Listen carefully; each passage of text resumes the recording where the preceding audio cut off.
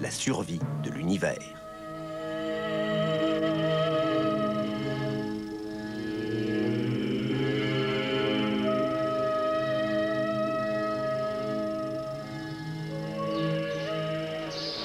Les temples comme celui-ci, le temple de Karnak, étaient des lieux de culte. Ici, on venait prier les dieux, mais il n'y avait que les prêtres qui avaient accès à ces temples.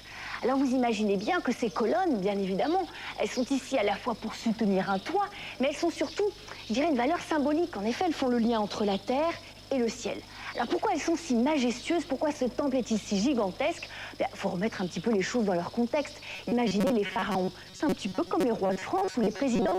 Ils ont envie de faire mieux que leurs prédécesseurs et surtout de laisser une empreinte. Donc ça devient gigantesque et on a l'impression vraiment d'être minuscule au milieu de ces gigantesques colonnes.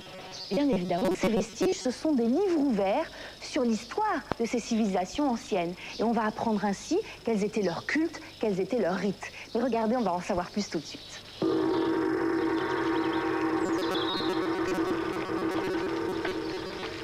Les anciens Égyptiens accordent une place très importante à la mort et aux rites funéraires.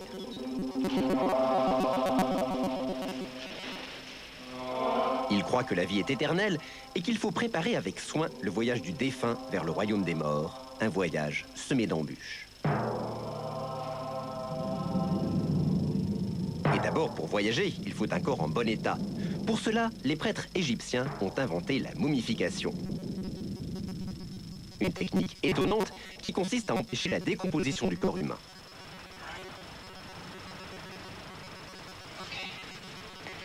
Nous sommes à l'hôpital Saint-Georges, au cœur de Londres. C'est pour mieux comprendre la technique de momification que ces scientifiques sortent une momie de son sarcophage. Malgré ses 3500 ans, son corps est étonnamment bien conservé. Tout d'abord, le prêtre enlevait les viscères, à l'exception du cœur, qui était replacé au centre du cadavre. Puis le cadavre est embaumé à l'aide de divers produits pour qu'il ne pourrisse pas.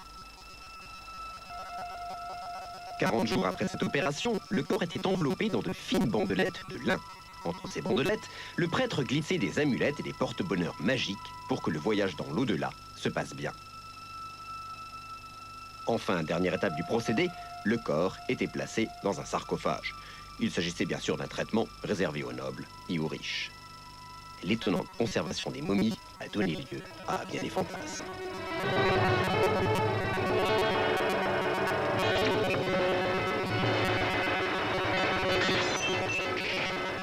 À ce stade, le voyage vers le royaume des morts pouvait commencer. Pour que la momie n'ait pas faim pendant son voyage, on ornait son tombeau de nourriture, comme avec ici des grappes de raisin. Pour montrer que pendant sa vie terrestre, il était vertueux, on le représentait partageant un repas avec sa femme. Les Égyptiens accordaient une importance capitale aux animaux. Pour que le défunt ne s'ennuie pas pendant son voyage, ils en sacrifiaient même quelques-uns.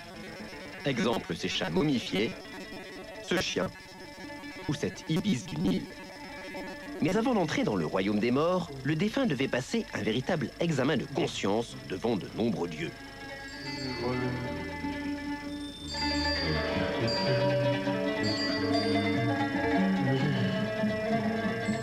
Et surtout, devant Anubis, le dieu à tête de chacal, le terrible gardien du royaume des morts.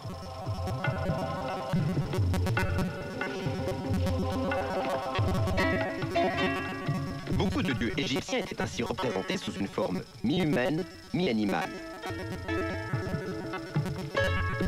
Horus avait une tête de faucon. Sodek, le dieu de la guerre, une tête de crocodile. La déesse de l'amour et de la joie, Bastet, avait une tête de chat.